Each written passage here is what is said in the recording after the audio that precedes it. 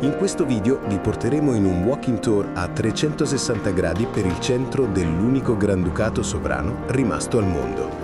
Camminando per il centro città, Ville Haute di Lussemburgo, ricorda che non sei in un semplice regno o repubblica. Il Lussemburgo è l'unico Granducato sovrano rimasto al mondo. Se passi davanti al Palazzo Granducale e vedi sventolare la bandiera, significa che il Granduca è in casa, o meglio, nel suo ufficio.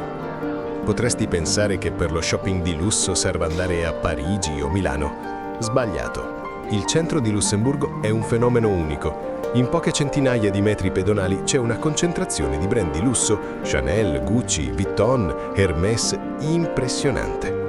Il motivo per cui i negozi di lusso sono sempre pieni? Il Lussemburgo ha il salario minimo più alto dell'Unione Europea. Un lavoratore non qualificato parte da circa 2.500 euro al mese, mentre uno qualificato supera abbondantemente i 3.000 euro come base minima di legge.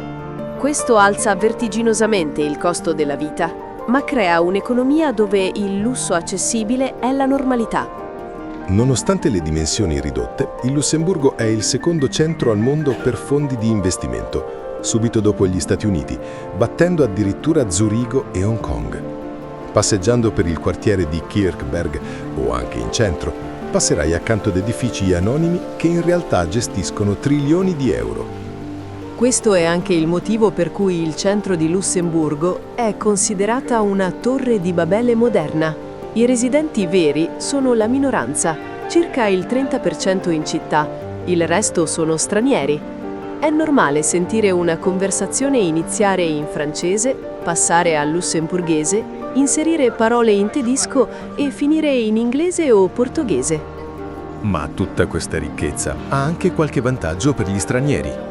Mentre sei in centro, se sei stanco di camminare, puoi saltare su qualsiasi autobus o tram senza cercare biglietterie. Dal 2020 il Lussemburgo è diventato il primo paese al mondo a rendere gratuito tutto il trasporto pubblico nazionale, per tutti, turisti inclusi. Non c'è bisogno di ticket, app o tornelli. Sotto i negozi eleganti e le strade pulite del centro, la città nasconde però un piccolo segreto. È letteralmente bucata come un formaggio svizzero. Le casamatte del Bock e della Petrus sono una rete di 23 km.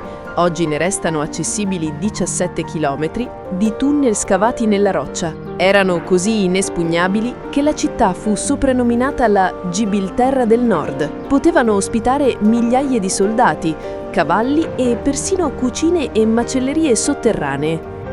Tu conoscevi questo posto? Facci sapere nei commenti cosa ne pensi. Non dimenticare di seguirci per altri video dei luoghi che visitiamo lungo il nostro viaggio alla scoperta dell'Europa.